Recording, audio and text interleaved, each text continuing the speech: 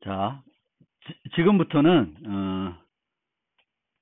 충돌이 발생했을 때 그 문제를 해결하는 방법을 설명드리겠습니다. 크게 열린 기법이 있고 닫힌 기법이 있습니다.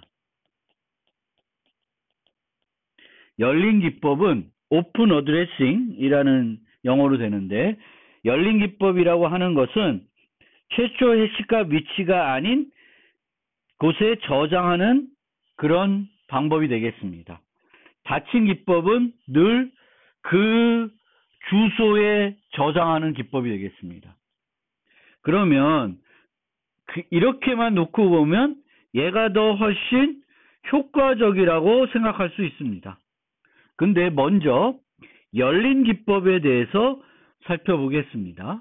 그리고 열린 기법은 클로즈 해싱이라고 그래요. 어드레싱 측면에서는 오픈되어 있다고 하는데 해싱 측면에서는 클로즈 되어 있다라고 합니다. 이 클로즈 해싱은 최초 확보한 공간 내에서 해결한다는 거예요. 이 해시 테이블 내에서 해결하기 때문에 클로즈 해싱이라고 그럽니다. 오픈 해싱은 이 공간이 아닌 다른 공간에다가 충돌이 났을 때 저장하게 됩니다. 그래서 그것을 오픈 해싱이라고 그래요. 그렇게 좀 비교를 해 두시고, 처음 이제 살펴볼 건 오픈 어드레싱.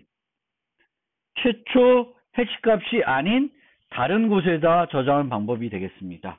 가장 기본적인 방법이 선형 조사 방법이에요. 시퀀셜하게 빈 공간을 찾아내는 방법이 되겠습니다. 그리고 이 배열을 우리가 만든 그 해시 테이블을 순환 구조로 생각을 하게 되겠습니다. 자, 어떤 형태인가? 기본 리니어 프로그램은 플러스 1. 다음 공간 차례차례 본다는 거예요. 그래서 어떻게 하냐?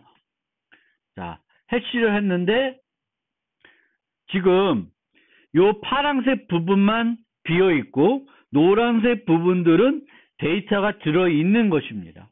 그런데 이 새로운 데이터를 이 해시 테이블에다 넣고자 했는데 해시 값을 계산했더니 세기는 0, 1, 2가 주어졌어요. 그럼 여기에 못 들어가죠. 그럼 그 다음에 뭘 검사를 해요? 요 다음 걸 검사하게 됩니다. 여기도 안 되네. 여기도 안 되네. 여긴 되네. 그래서 여기다가 데이터를 집어넣는 것이 리니어 프로그램이 되겠습니다. 그래서 플러스 1 대신에 플러스 컨스턴트 할 수 있어요. 1이 아니라 뭐 플러스 2, 플러스 3 할 수 있는데 배열의 용량과 컨스턴트가 서로소가 아니면은 일부 위치만 조사하게 됩니다. 그러니까 예를 들면 짝수다. 그러면 0, 2, 4, 6, 8, 다시 0, 2, 4 이렇게만 반복이 돼요. 홀수 위치는 안 찾아가게 되는 문제가 생깁니다. 그래서 플러스 컨스턴트를 할 때에는 목적은 어쨌든 저장하고 빈 공간이 있으면 저장하는 것이 목적이 되기 때문에 배열의 모든 위치를 조사할 수 있어야 돼요. 플러스 1은 당연히 조사를 하겠죠. 근데 플러스 K를 할 경우에는 이 K가 뭐랑 서로 써야 된다? 배열의 용량과 서로 소가 돼야지만 이렇게 순환되면서 모든 위치를 조사할 수 있게 됩니다. 그런데 이 선형 조사 방법의 문제점은 클램프라는 문제점이 있습니다. 근접한 색인값, 매피된 키값들이 뭉쳐 존재하는 현상이 생깁니다. 그러니까 예를 들어서 여기가 비어 있어요. 그런데 이 데이터가 여기에 들어갔어요. 그러면 그 다음에 또 데이터를 했는데 똑같이 해시값이 됐어요. 그럼 여기에 저장되겠죠. 그 다음에 여기에 저장될 거예요. 그럼 요 세 개가 실제로는 해시값이 다 같은 요소가 될 수 있습니다. 그리고 이렇게 뭉쳐 있어서 그거를 클램프 현상이라고 합니다. 그러니까 해시값이 같은 데이터를 동시는 아니고 순차적으로 계속 집어넣게 되면 이 데이터들은 배열의 일정한 부분에 뭉쳐서 나타나게 되는 현상이 발생합니다. 데이터들은 골고루 퍼지면 좋죠. 그래야 그 다음에 충돌할 확률들이 줄어들 수 있는데 뭉치게 되는 문제점이 존재합니다. 클럼프 문제에 대해서 좀 더 살펴보기 전에 이와 같이 데이터를 선형조사 방법으로 저장했을 때, 충돌이 발생했을 때 리니어 프로그래밍 해가지고 빈 곳에 저장했을 때 삭제를 어떻게 처리하는지 살펴보겠습니다. 그러면 예제로 들어서 우리가 정수를 저장한다고 생각하고 해시값은 모두 7을 쓴다고 생각합시다. 그래서 여기가 색인이 0, 1, 2, 3, 4, 5, 6이 되겠고 8 모두 7은 1이고 16 모두 7은 2고 11 모두 7은 4가 되겠죠. 그래서 이렇게 저장이 되어 있습니다. 그러면 이렇게 이제 해시 테이블에 3개의 값이 저장됐을 때 15를 찾는다고 생각해 봅시다. 그럼 H15를 하면 H15는 1이죠. 1이에요. 1. 8과 같은 위치입니다. 그러면 여기에 없죠. 그러면 리니어 프로그래밍을 하게 됩니다. 그럼 여기를 비교해요. 16도 아니에요. 그 다음에 여기를 비교해요. 비어있네요. 그러면 15가 없다고 생각하고 종료를 하면 됩니다. 15는 존재하지 않는다고 해서 반환해 주면 됩니다. 그런데 같은 요 데이터에서 15를 집어넣었어요. 그러면 16, 15가 여기다 저장이 되겠죠. 그 다음에 16을 삭제했어요. 그럼 여기가 빈 상태가 되겠죠. 그리고 나서 15를 찾는다고 생각합시다. 그럼 어떻게 해요? 여기 찾겠죠. 그러니까 다른 데이터가 있으니까 그 다음 걸 보게 돼요. 빈 거네. 그러면 앞에와 같은 알고리즘대로 가면 종료하게 됩니다. 없다고 해서 실제 여기에 있는데, 즉 이런 방법을 쓰면 이전과 동일한 방법으로 처리할 수 없습니다. 그렇다고 해서 여기에 15가 없을 때, 원래 15가 들어가야 되는 위치는 여기에요. 거기에 데이터가 없을 때 전체를 검색하는 방법은 효율이 너무 떨어집니다. 그래서 이 방법을 해결하기 위해서 우리가 쓰는 방법이 삭제 플래그입니다. 그래서 아까처럼 16, 15가 있고 여기서 16을 삭제하면 빈 상태를 놓는 게 아니라 여기다가 빨간 플래그를 하나 표시해 놓는 거예요. 그러면 이 방법에서 15를 검색을 하면 여기 없네? 그럼 여기에 가요. 근데 여기가 빈 게 아니라 플래그 꼭 깃발이 꽂혀져 있으면 진행을 합니다. 진행을 하다가 없으면 안 하는 거예요. 근데 여기서 만났으니까 찾게 됩니다. 그래서 이런 선형 조사 방법에서는 있던 데이터를 삭제했을 때, 그때는 얘가 삭제된 데이터다. 그리고 삭제된 데이터로 표시가 해놓으면은 우리가 검색할 때 그걸 만나더라도 검색을 종료하는 것이 아니라 다음 거를 계속 검색을 해줘야 됩니다. 삭제 플래그가 많아지면 성능에 영향을 주기 때문에 전체 리해싱이 할 필요가 있습니다. 전체 리해싱을 한다는 것은 모든 삭제 플래그를 지우고 모든 데이터를 빼낸 다음에 처음부터 다시 추가하는 겁니다. 그러면 이 경우에는 8, 15, 11 이런 순서대로 저장이 되겠습니다. 삭제 플래그 없이 저장이 되는 형태가 됩니다. 이게 바로 리해싱 하는 형태가 되겠습니다. 그 다음에 아까 말씀드렸듯이 선형조사의 큰 문제점은 삭제할 때도 불편한 문제점이 있는데 클럼프가 발생하는 문제점입니다. 또는 이게 클러스터라고도 표현하는데 근접한 색인값으로 매핑된 키값들이 뭉쳐 존재하는 현상.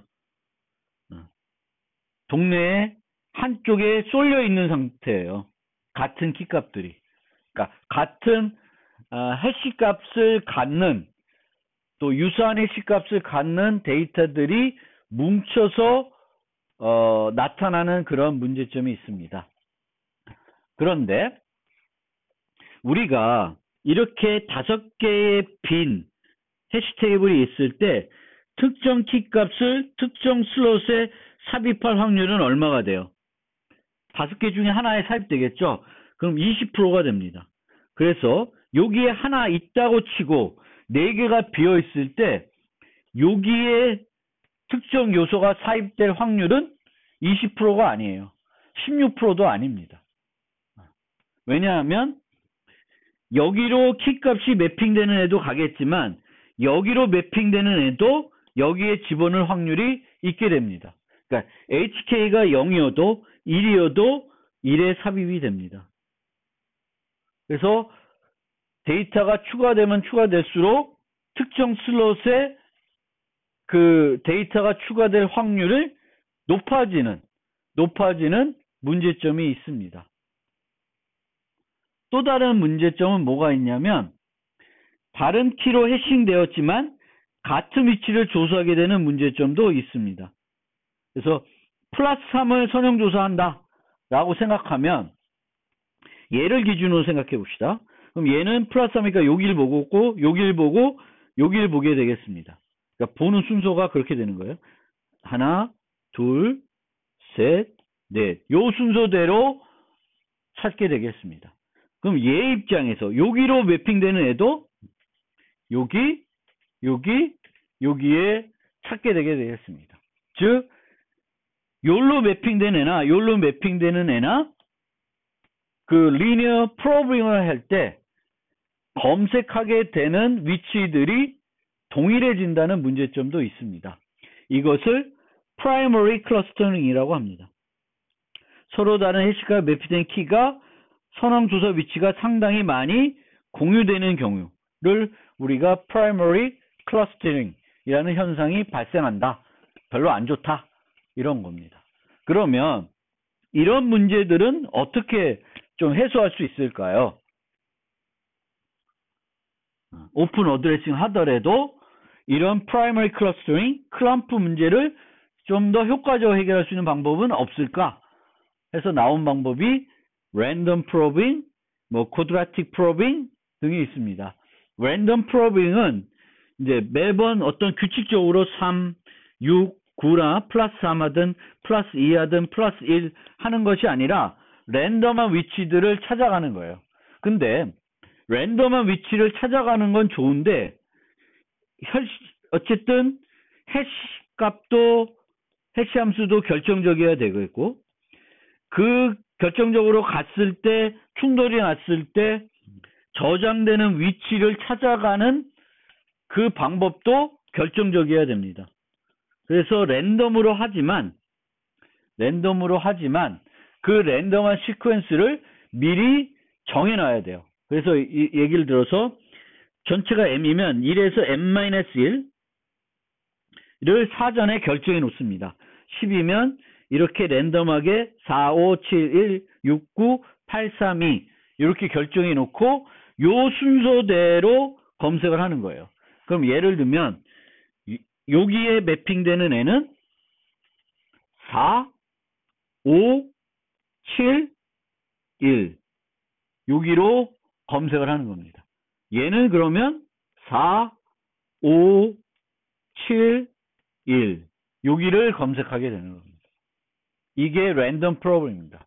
랜덤 프로그램을 하면 primary clustering 등은 조금 해소가 될 수 있습니다. quadratic programming은 플러스 요 함수를 이용해서 이치 함수에서 다음 위치를 결정하는 거예요. 많이 사용한 게 i제곱인데 그러면 플러스 1, 플러스 4, 플러스 9 형태대로 가게 되겠습니다. 근데 요 플러스 9도 모듈러 m을 하겠죠. 안으로 들어와야 되니까. 아니면 이 전체를 모듈러 m으로 하는 게 더 맞겠네요. 그래서 이렇게 한 다음에 전체를 모듈러 m 플러스 9, 그 다음에 플러스 16 이런 식으로 더해가는 겁니다. 그런데 쿼드라틱 프로빙은 모든 위치를 조사하지 못하는 문제도 있습니다. 아까도 얘기했듯이 이 플러스 될 때, 규칙적으로 될 때 이 값이 이 m과 이 용량, 해시 테이블의 용량과 서로소가 아니면 일부 데이터들, 일부 위치들만 검색하는 문제점이 있습니다.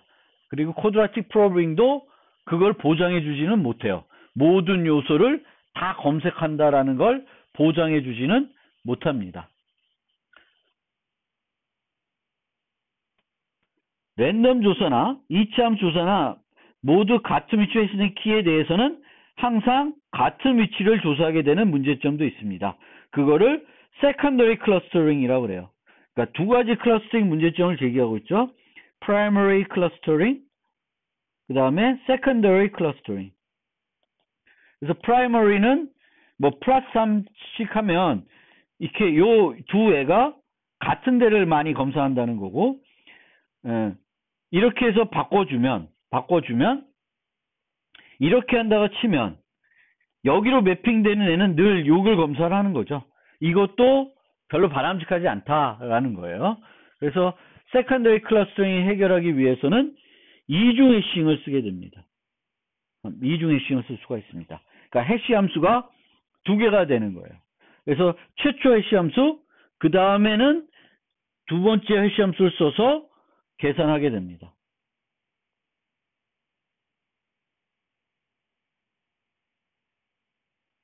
그래서 이때 보면 첫 번째 위치는 H1으로 계산하고 그 다음 위치는 키를 쓰고 세기를 씁니다. 그러니까 세기를 쓴다기보다는 이게 첫 번째, 두 번째, 세 번째, 그러면 1 넣고 2 넣고 3 넣고, 그래서 1 곱하기 2 곱하기 3 이런 형태로 두 개의 해시 함수를 써서 계산하게 됩니다.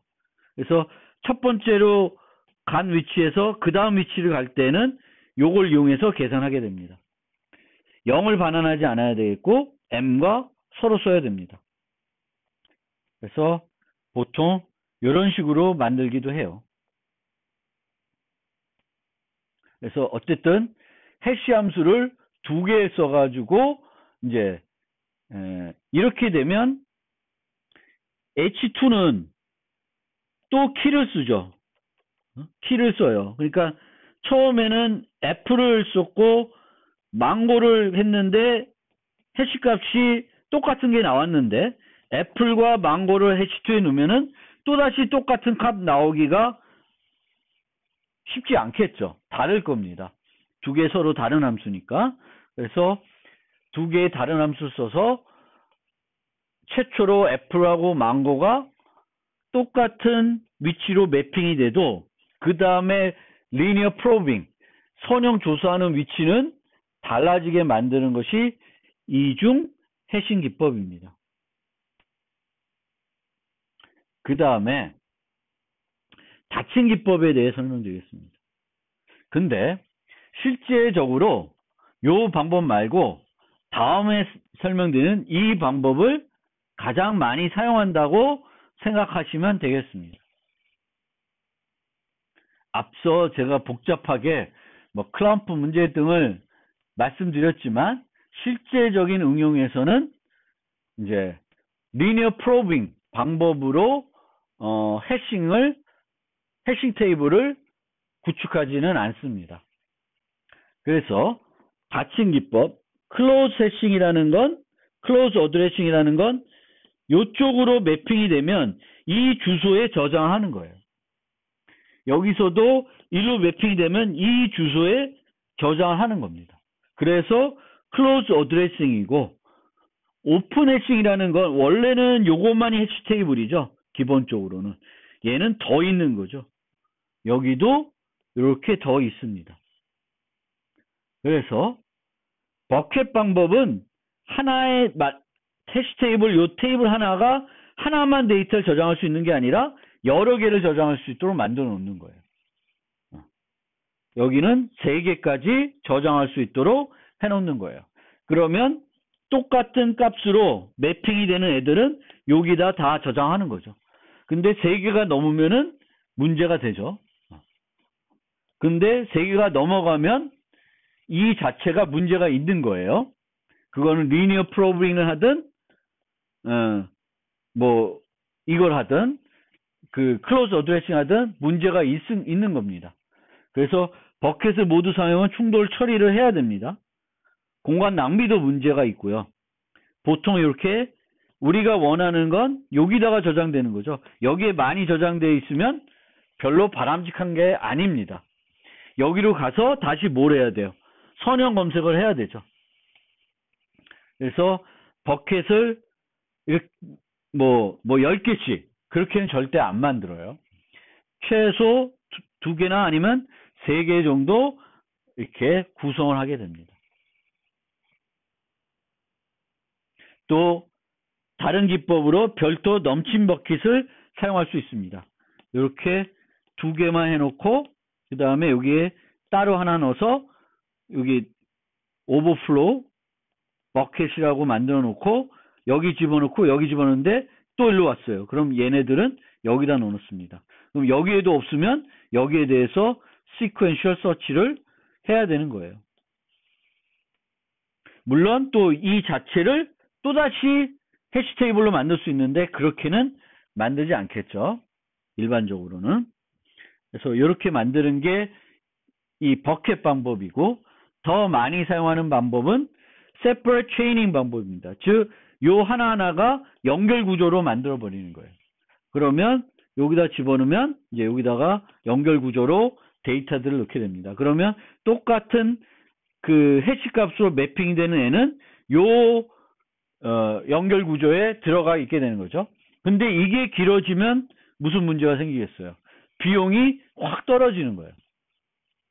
자, 이거 잘 생각해야 돼요.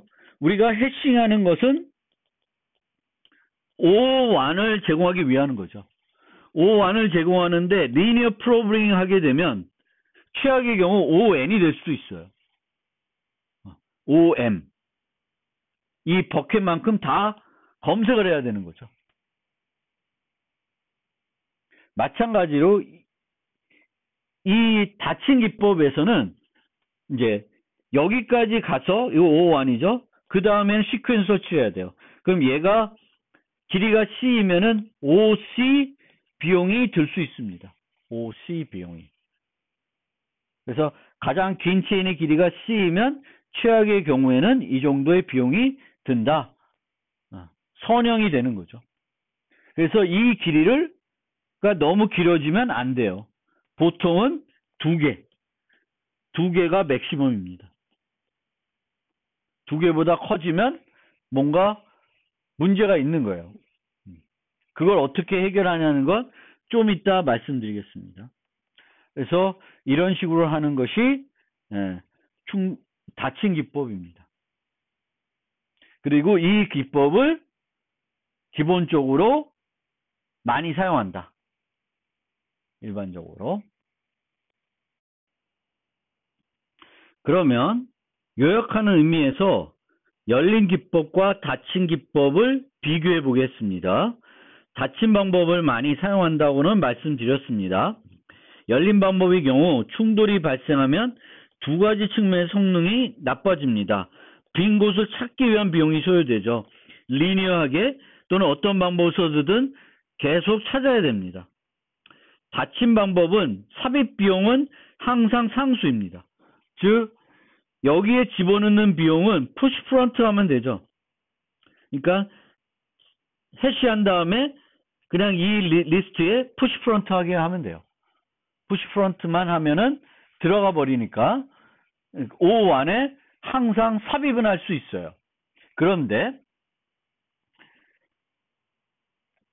찾는 것은 닫힌 방법에서 충돌이 찾는 것은 비용은 영향을 받을 수 있습니다. 찾을 때는 그러니까 닫힌 방법은 사입 비용은 항상 상수이지만 찾는 비용은 그 연결 구조를 쭉쭉쭉쭉 시큐런셜하게 찾아가야 되니까 영향을 받죠. 받는데 삽입 비용은 늘 상수다. 그래서 이 C의 길이를 최소화해 줘야 돼요. 닫힌 기법은 C의 길이만 최소화할 수 있으면 가장 좋습니다. 그 다음에 열린 방법은 빈 곳을 찾기 위한 비용만 소요될 뿐만 아니라 다음에 충돌이 발생할 확률도 높아집니다. 이 버켓들을 채워버리기 때문에 다른 데이터로 일로 가야 되는 데이터와 또 다른 데로 매핑해야 되는 데이터도 이 공간이 비어있으면 여기다 채울 수 있는데 채워져 있기 때문에 또 리니어 프로그래밍이 돼야 되는 거죠. 그래서 이런 측면에서 보면 전체적으로 닫힌 방법이 더 효과적인 것이 되겠습니다. 닫힌 방법 중 별도 연결 구조를 이용하는 방법은 메모리 사용 최적화 측면에서는 단점이 있을 수 있습니다. 이 단점은 뭐냐면 우리가 열린 방법은 하나의 배열을 써서 구현을 하게 됩니다. 그러면 배열이라는 것은 연속 공간에 확보가 되죠. 그래서 이 데이터들이 메모리에서 또 캐시로 캐싱될 때 성능에 영향이 없습니다. 모든 데이터가 근접해서 유지됩니다. 닫힌 방법은. 열린 방법은.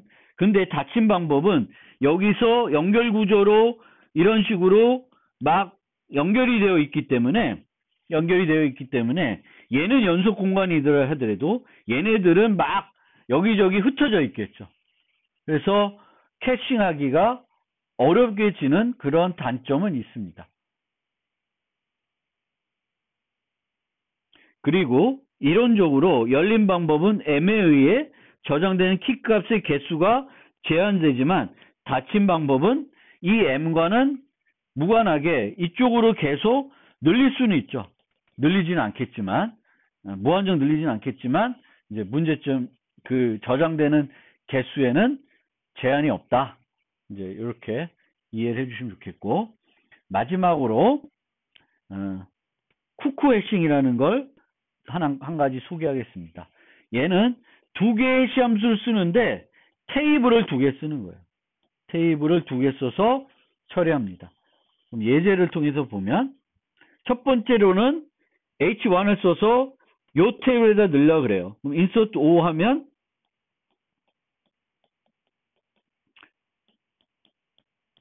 여기에 넣겠죠. 그 다음에 12를 넣으면 12는 여기에 충돌이 났죠. 여기서 충돌되면 이 원래 있던 데이터를 옮기게 되겠습니다. 그럼 5를 5 모드 5 하면 5가 1로 오고 12가 여기에 위치하게 되겠습니다. 10을 집어넣으면 10 모드 7은 3이니까 여기에 저장되고요. 3을 집어넣으면 여기에 충돌이 나죠. 그러면 3을 여기다 넣게 되겠고 10을 넣게 되면 또 여기에 충돌이 나요. 그럼 5가 1로 와야 되죠. 그럼 또 충돌이 납니다. 그럼 12가 1로 오게 됩니다. 그래서 이렇게 왔다 갔다 하는 거게 되는데 무한 루프가 발생할 수 있는 가능성도 있습니다. 그래서 일정 횟수 이상 만족이 되면 중단 후 해시 함수를 변경하거나 테이블의 용량을 변경해야 되는 문제도 있습니다. 그래서 이런 방법도 있다. 이걸 알아두시면 되겠습니다. 충돌을 처리하는 방법을 설명드렸고 그 두 가지 방법 중에 큰 두 가지 방법 중에 닫힌 기법 그 중에서도 체이닝 기법을 비교적 많이 사용한다 이렇게 말씀드렸고 그러면 해시 함수는 이미 잘 알려진 해시 함수들이 많기 때문에 별로 걱정을 안 해도 된다고 했습니다. 그런데 그런 해시 함수들이 어떤 좋은 해시 함수라고 우리가 많이 쓰는 해시 함수들이 어떤 형태냐 하면은 이 두 가지 형태입니다. 그래서 정수를 해시할 때 사용하는 해시 함수와 문자열을 해시할 때 사용하는 해시 함수가 이렇게 제한이 되고 있고 실제 이 두 가지가 가장 많이 사용되는 해시 함수다 이렇게 생각하시면 되겠고 이 해시 함수는 하나만 정의되어 있는 것이 아니라 여기에 보시면은 A, B, P 요 세 가지 값을 결정할 수가 있습니다. 만드는 사람이 이 중에 A, B, P를 마음대로 결정하면 되는데 단 여기 보시면은 우리가 해시할 값이 X예요. 그럼 이 저장할 정수의 범위가 있겠죠. 그럼 이 범위보다 P는 커야 합니다. P가 결정이 되면 A와 B는 그 P-1 사이에 수면 돼요. 뭐 여기에 대한 조건은 없습니다. 어떤 수도 상관이 없어요. 그래서 우리가 랜덤하게 이 중에 P, A, B를 골라서 쓰면은 훌륭한 해시 함수로 사용될 수 있고, 해시 함수도 우리가 하나만 필요한 게 아니라 뭐 2개, 3개 필요할 수도 있습니다. 그러면 여기서 이 A, B 값을 바꿈으로써 또 P를 바꿈으로써 다른 해시 함수를 만들 수도 있습니다. 문자열의 경우에는 여기가 S가 들어갈 거고 우리가 결정할 수 있는 게 P와 X입니다. P와 X를 결정하시면 돼요. 그러면 얘는 어떤 식이 되냐면은 다항식이 되겠죠. 그래서 우리가 그냥 SI 더하기 S2 0, 1 이렇게 더하는 것이 아니라 여기에 이제 위치에 따라서 X에 뭐 31승, 32승 뭐 이렇게 되게 큰 수들이 곱해져서 최종 결과가 나옵니다. 따라서 이 위치에 따라서 여기에 곱해지는 값들이 달라지기 때문에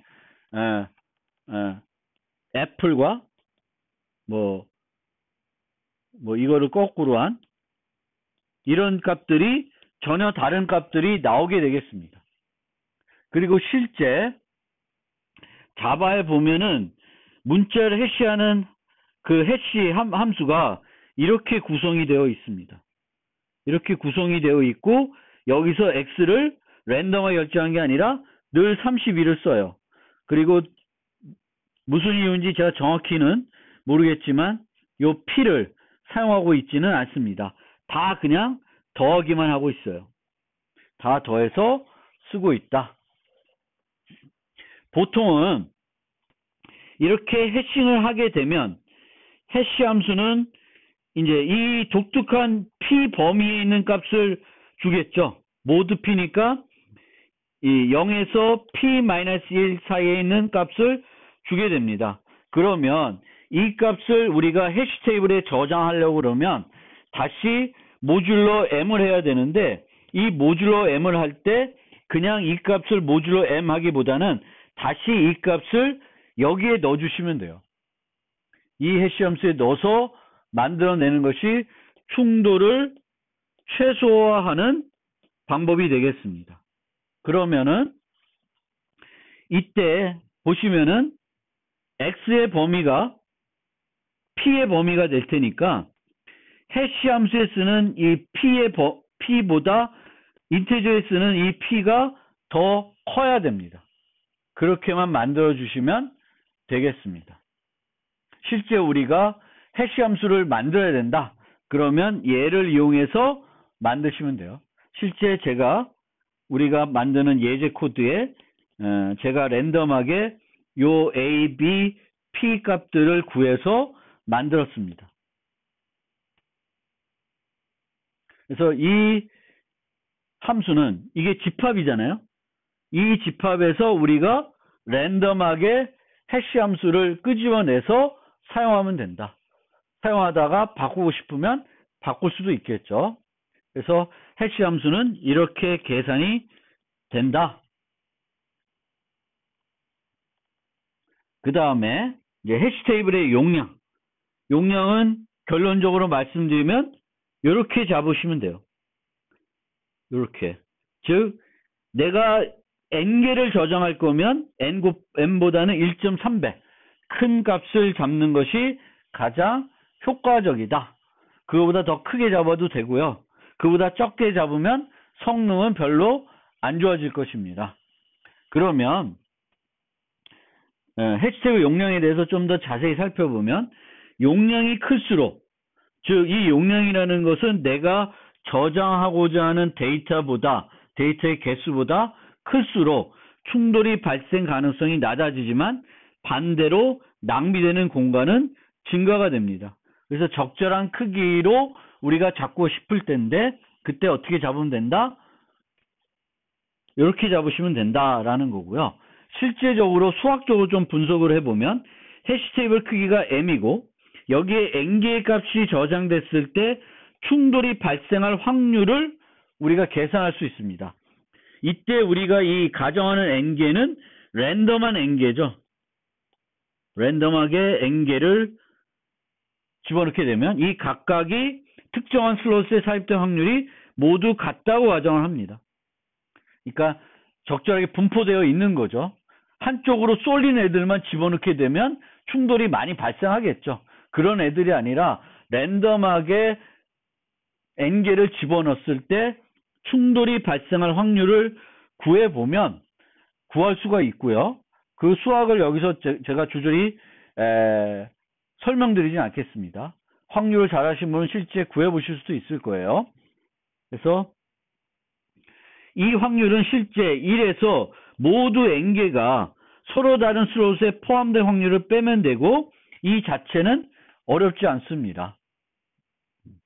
그래서 뭐 예를 들면 슬롯이 3개 있고 여기에 집어넣을 확률은 1이니까 1, 여기에 집어넣을 확률은 여기에 들어가고 나면 2분의 1, 또 여기에 들어가야 되니까 그 다음에 여기에 들어가니까 뭐 이렇게 곱해지면 돼요. 그래서 요거를 빼면 전체 확률이 충돌이 발생하지 않을 확률을 계산할 수 있습니다. 그런데 우리가 이 해시 함수와 관련해서 생일 패러독스라고 하는 또 개념이 있습니다. 이거는 어떤 해시값을 계산했을 때 두 개의 해시값이 같은 값, 충돌이 발생할 확률을 찾는 그런 개념인데 이 생일 패러독스는 어떤 의미냐면은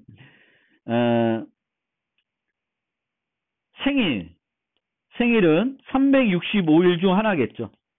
그리고 사람들의 생일이 균일하게 분포되어 있다고 가정을 합니다. 물론 생일은 실제적으로 균일하게 분포되어 있지는 않는데 균일하게 분포되어 있다고 가정하면 즉 어떤 사람의 생일이 1월 1일 확률은 365분의 1이라고 가정을 하는 거예요.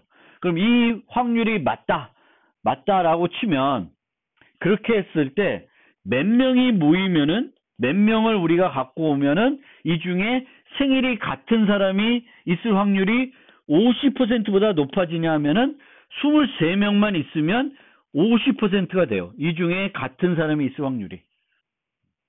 그게 생일 패러독스입니다. 그리고 이 23이 어떻게 나온 수치냐면은 루트를 취해준 수치입니다. 365 범위의 루트를 취하면은 이 중에 요만큼 값이 집어넣으면 이 중에 하나는 충돌이 발생할 확률이 50%가 되는 거예요. 그래서 이 확률의 기대값을 우리가 구할 수가 있고 그렇게 되면 우리가 기대하는 충돌이 한 번만 발생하고 싶다 그러면 m을 n제곱으로 만들면 돼요. m을 n제곱으로 잡으면 내가 10개 집어넣고 싶으면 100개, 100개면 10,000개를 용량을 잡아놓으면은 확률이 그만큼 낮아지는 거예요. 충돌이 발생할 확률은 그 100개를 집어넣으면 1개 정도 충돌이 난다는 거예요. 그래서 n제곱. 그런데 n제곱이면은 실제 필요한 것보다는 너무 용량을 많이 잡는 거가 됩니다. 그래서 이렇게 잡지는 않습니다. 이렇게 잡지는 않고 뭘 따지게 되냐면 로드 팩터를 계산하게 됩니다. 로드 팩터는 m의 이게 해시 테이블의 용량이죠. 요거의 n 저장된 개수 이 개수를 계산해 보니까 이 로드 팩터가 늘어나면 늘어날수록 필요한 그 해시 테이블의 접근수는 기하급수적으로 7.5, 0.75만 보다 되면 쭉 올라가게 됩니다. 많이 필요하게 되는 거죠. 그러니까 충돌이 많이 발생한다는 거예요. 이 로드 팩터가 0.75보다 적으면 실제 충돌이 별로 일어나지 않는다는 것을 의미합니다. 그래서 0.75 이상이 되면 급격하게 성능이 떨어지기 때문에 요 기준으로 용량을 잡으시면 돼요. m보다는 1.3배 높으면은 요 팩터보다는 늘 아래가 되겠죠. n을 다 집어넣어도 0.75 이하가 될 겁니다. 전체 비율이. 준비된 슬롯에 비해서 우리가 채운 슬롯이 0.75가 된다라는 거예요. 그래서 이 비율을 우리가 생각해 보면 되겠습니다. 그래서 이렇게 잡으시면 된다. 그리고 몇 가지 좀 더 이 용량에 대해서 설명드릴 게 있는데,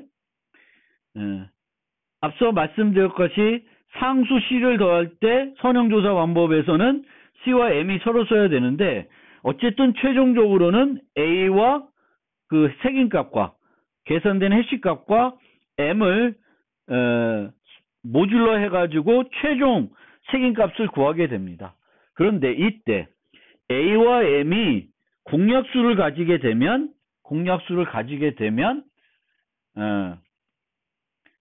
K를 가지게 되면 이 모듈러 나머지 값은 K의 배수가 돼요.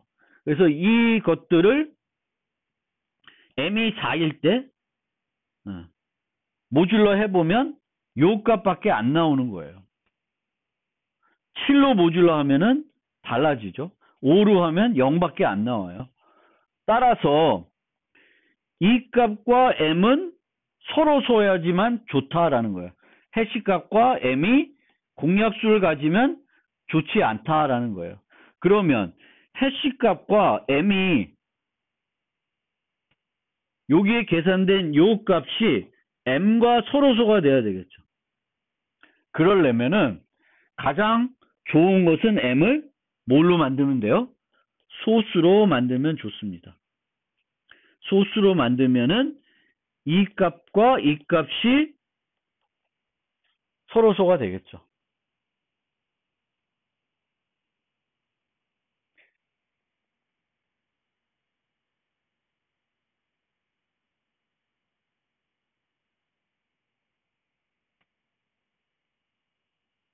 서로소가 안 될 수도 있죠. 서로소가 그러니까 얘가 더 큰 값이니까 서로소가 안 되고 얘가 M의 K 곱한 값이 될 수도 있죠. 근데 이제 얘가 소수가 아닌 경우에 비해서는 훨씬 더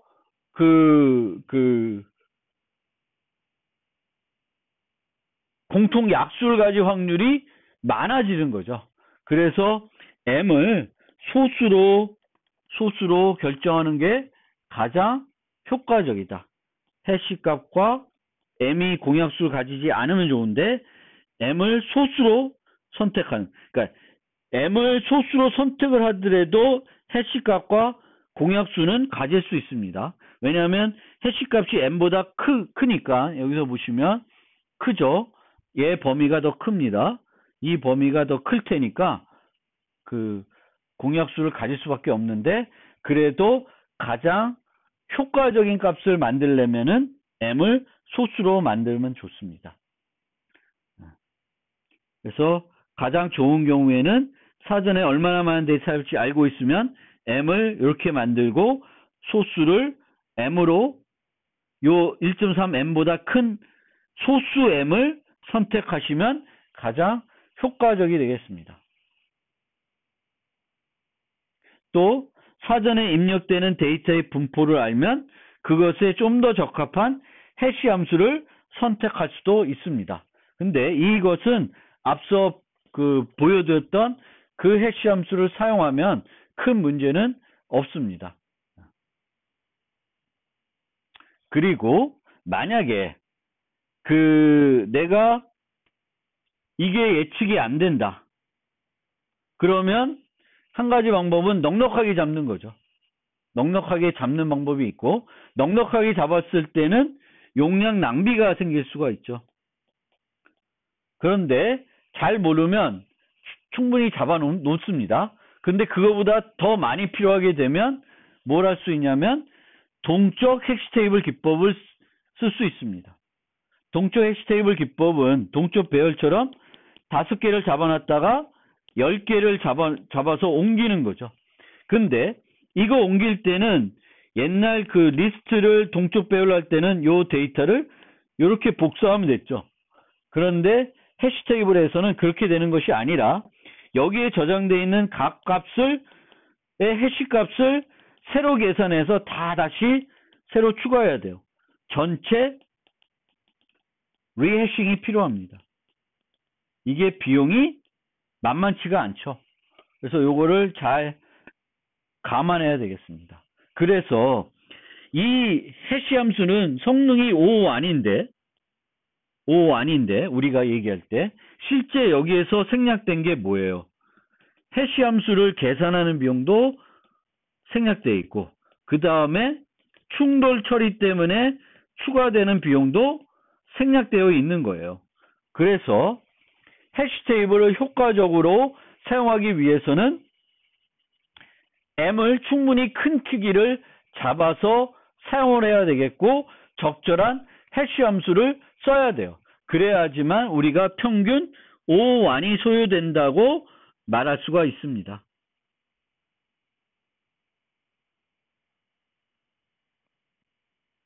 그러면 해시 함수를 우리가 어떻게 선택을 하냐? 실제 응용해서 그거를 한번 생각을 해봅시다. 자, 전체적인 예세요. 전화번호부를 키로 하는 맵을 만들고 싶어요. 그러면 여러 가지 방법이 있는데 전화번호부가 이런 식으로 문자열로 저장되어 있어요. 그럼 얘를 문자열 해싱해도 돼요. 그런데 얘가 문자열이 아니라 숫자로 저장이 되어 있다. 이렇게 저장되어 있으면 여기서 얘기하는 거는 전화번호를 정수로 변환하는데 32비트 내로 들어오게끔 이 0190은 어차피 많은 애들이 중복되니까 빼고 뒤에 있는 요 8자리만 숫자로 만들어내겠다는 거예요. 그 다음에 요 숫자를 앞서 살펴본 해시 인테저를 이용해서 해싱을 하면 적절한 해시 값을 만들 수가 있고요. 그때 P를 요 8자리 999999보다는 큰 소수를 선택하면 되겠습니다. 그리고 해시 함수는 내가 총 저장의 전화수가 n이면은 m을 1.3n 이 되는 m을 선택하는데 이때 m을 뭘로 만들면 좋아요? 소수로 만들면 좋다. 그래서 그렇게 우리가 프로그래밍 하시면 돼요. 요거는 좀 뒤에 가서 실제 그 라이브러리 코드를 사용할 때 한 번 더 설명을 드리겠습니다.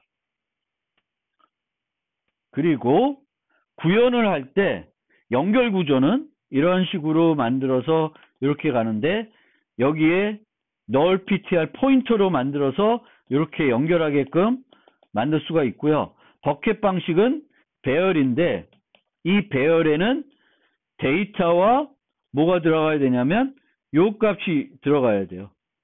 불 변수가 하나 필요합니다. 빈 건지 안 빈 건지. 그래서 여기에 그게 들어가야 되겠고 만약 선형 조사를 한다 그러면 여기에 delete flag까지 필요합니다. 그러면 불 delete flag까지 만들어서 불 변수를 2개 유지할 수도 있지만 그것보다는 이렇게 버켓 상태가 empty인 경우 데이터가 있는 경우 delete flag이 설정된 경우 세 가지 중 하나니까 이 열거형을 만든 다음에 이렇게 데이터를 하나 추가로 유지하면 되겠습니다. 그러면 이제 코드를 실제 보면서 코드를 해시 테이블을 실제 만들어 보면서 해싱에 대해서 살펴보겠습니다.